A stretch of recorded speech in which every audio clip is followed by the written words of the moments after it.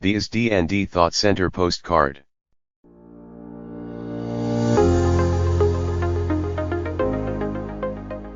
The article UN delegation visit to Bangladesh's remote island raising hope for persecuted Rohingya is written by Muhammad Kamruzzaman, is an Asia-based prize-winning freelance journalist who mainly writes on diplomacy, refugee, human rights, and climate change.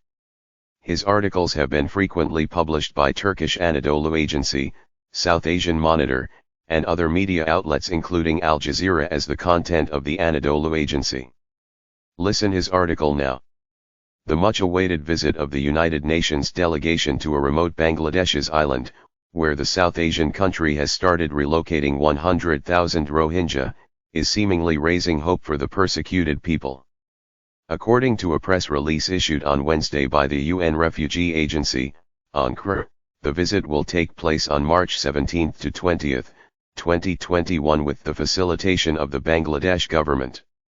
This initial 3-day visit will bring together experts from UN agencies engaged in the Rohingya refugee response in Bangladesh, said the statement, adding that the visit will look at the current situation and facilities on the island. The UN representatives will appraise the needs of the Rohingya refugees already relocated to the far island locally called Basin Char, synonymous to a floating island, through this rare visit.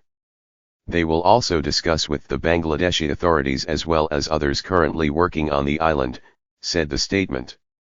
This visit is considered to be a great breakthrough as this is the first tour of the world's largest intergovernmental organization to the far island where the Bangladeshi authorities have already relocated nearly 13,000 Rohingya despite oppositions of international actors and rights defenders on the safe ground. Since the very beginning of starting the Rohingya resettlement project on the island, reportedly prone to natural disasters, more than 3 years ago in July 2017, international communities including the UN have been demanding for conducting a full-fledged feasibility study on the habitability and long-term sustainability of the island. Terming the settlements at Basin Char as world's first island prison, rights watchdogs including Human Rights Watch, Amnesty International, Fortify Rights, and European Rohingya Council have repeatedly urged the Bangladesh government to halt the relocation move until an independent feasibility study is done by international experts. Bangladesh, however, is defending the controversial relocation, saying it is life-saving for Rohingya and has assured that the members of the persecuted people will lead a far better life at Basin Char than that of at the mainland refugee camps in the southern district of Cox's Bazar, home to more than 1.2 million Rohingya, featuring it as the world's largest refugee camp. Why UN visit so significant? Claiming the concrete settlements on the island for Rohingya as fully protected, Bangladesh has requested the international actors to extend their humanitarian aid there. But until now a single international aid agency has agreed to move to the island to provide support for the Rohingya as has been doing in Cox's Bazar for years. In fact, they are suspicious about this mere assurance without research. The Bangladesh government has constructed 1,400 big cluster houses 4 feet above the ground with concrete blocks and 120 multi-storied cyclone shelters on the island. Each of the cluster houses is made up of 16 rooms. Spending over $350 million from its internal resources, Bangladesh has developed the resettlement project on 13,000 acres of land. The Silt Island, located 50 kilometers, 31 miles, off Bangladesh's southwestern coast and nearly 193 kilometers 120 miles south of the capital Dhaka, came to existence only 2 decades ago, and before the Rohingya project, there was no human habitation. As a result, international communities are in full dark about the real condition of the island and what types of short-term and long-term risk factors are there. In such a situation they are not responding positively to the appeal of Bangladesh for starting services on the island. Now all international communities will wait for the report of the UN representatives. A few days back I talked with some envoys now working in Bangladesh including Turkey and Japan. The common response of the envoys was that they wanted to see Rohingya safe in Bangladesh until their peaceful repatriation. So, the overseas diplomats are ready to help the Rohingya.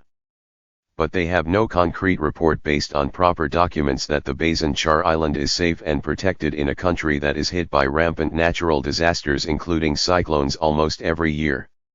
Responsibility of the UN team. It is not clear whether there are any island experts among the UN representatives. Moreover, the purpose of the visit is very general, just to see the overall condition of the island. So there is no scope in this tour to do any deep research on the island. As for conducting any research or in-depth feasibility study on anything, there must need to follow a professional and skilled methodology, and it is also time-consuming. So the main responsibility of the UN visiting team should be to hold dialogue with the Bangladesh government for operating full-fledged research on the long-term sustainability of the island and risk factors here. Though the real solution to the Rohingya crisis lies in peaceful repatriation. But, it is not sure that sustainable and peaceful repatriation could be held soon. There is a mass upsurge in Myanmar, and already more than 200 protesters have been killed, while the military junta has detained above 2,000 demonstrators. It is believed that the ongoing civilian movement will finally gain and be able to topple down the decades-old military dictatorship in Myanmar since its independence in 1948. But it may take more time to settle the Rohingya repatriation issue, as there are past records of failure of the civilian government in Myanmar to resolve this crisis. Still, now there are 600,000 Rohingya inside Myanmar without citizenship rights. After the success of the ongoing civilian movement, a newly democratic Myanmar may be established where the Rohingya will be considered as part of its mainstream human resource, as we see a growing sense of coexistence in the southeastern state since February 1st illegal military coup. But it is tougher to calculate how much time it may take. Furthermore, the repatriation of more than 1.2 million Rohingya to their original places of birth in Rakhine state is not a matter of joke.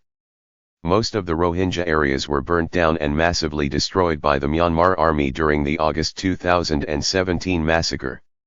There are also reports that some joint venture mega-industrial projects are reportedly under process in Rakhine state.